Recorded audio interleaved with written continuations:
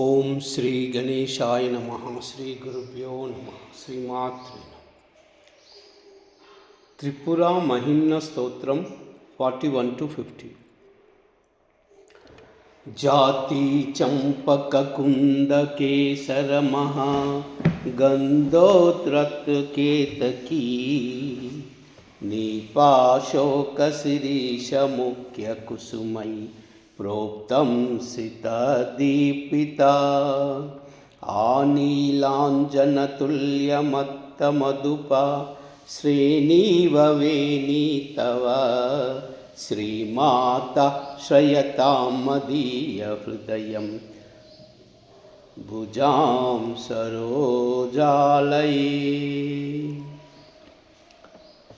లేకాలభ్య విచిత్రరత్నఘటితం హైమం కిరీటోత్తమం ముక్తా కాంచన కింకినీ గణమహా హీరా ప్రభోద్వోజ్వలం చంచశ్చంద్రకళాకలాపమహితం దేవాద్రుపుష్పార్చితై మాల్యైరంబవిలంబితం శశికరం బిభ్రచ్చిరస్తే భజే. ఉత్తిక్ష్పోష్ణసువర్ణదండకలితం పూర్ణేందుబింబాకృతి ఛత్రం మౌక్తికచిత్రరత్నఖచితం క్షౌమాంశుకోత్తంసితం ముక్తాజాలవిలంబితం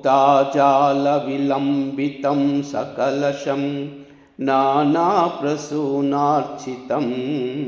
చంద్రోచామరచామరాని దదతి శ్రీదేవి తే స్వశ్రియః.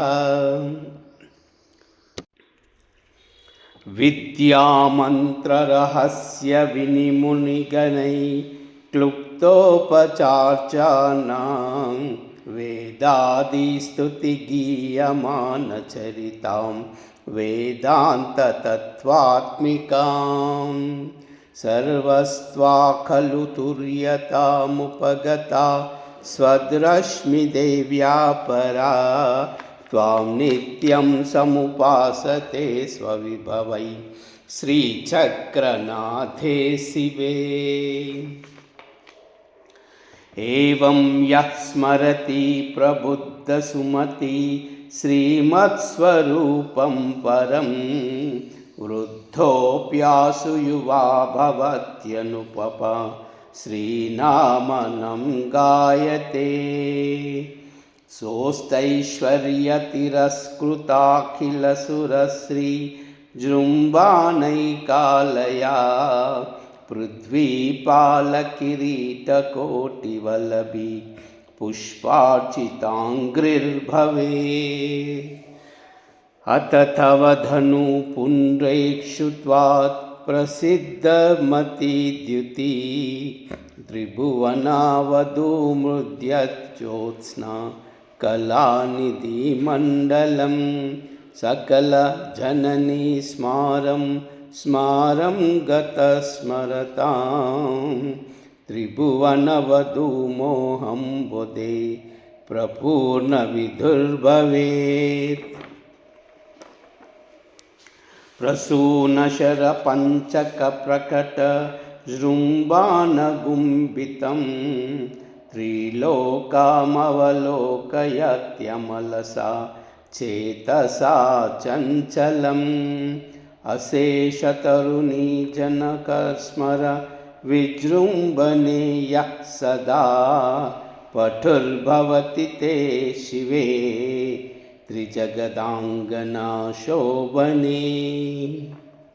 పాశం ప్రపూరితమహాసుమతి ప్రకాశో యో వాతవా త్రిపురసుందరీ సుందరీనాం ఆకర్షణే కిల వశీకరణే ప్రవీణం చితే దదాతి సహ జగత్రయ వశ్యకృత్ స్యాత్. యాస్వాంతే కలయతి కోవిదన్ త్రిలోకీ स्तम्भारम्भना मृत्युदार्यवीर्यं मातस्ते विजय निजाङ्कुशसयोष देवान् स्तम्भयति च भूभोजनसैन्यम् चापध्यानवशाद्भवोद्भवमहामोहं महाशृम्भनं प्रख्यातं प्रसवेषु चिन्तनवशात् तत्तच्चरव्यं सुधी पाशध्यानवशात् समस्तजगतां मृत्योर्वशत्वं महा दुर्गस्तम्भमहाङ्कुशस्य मननान् मायाममेयां थरे। ॐ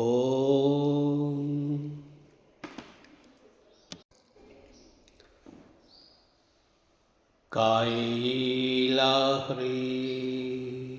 हसकाहलाह्री सकलाह्री कायिलाह्री हसकाहलाह्री सकलाह्री कायिलाह्री हसकाहलाह्री सकलाह्री। सर्वमंगल।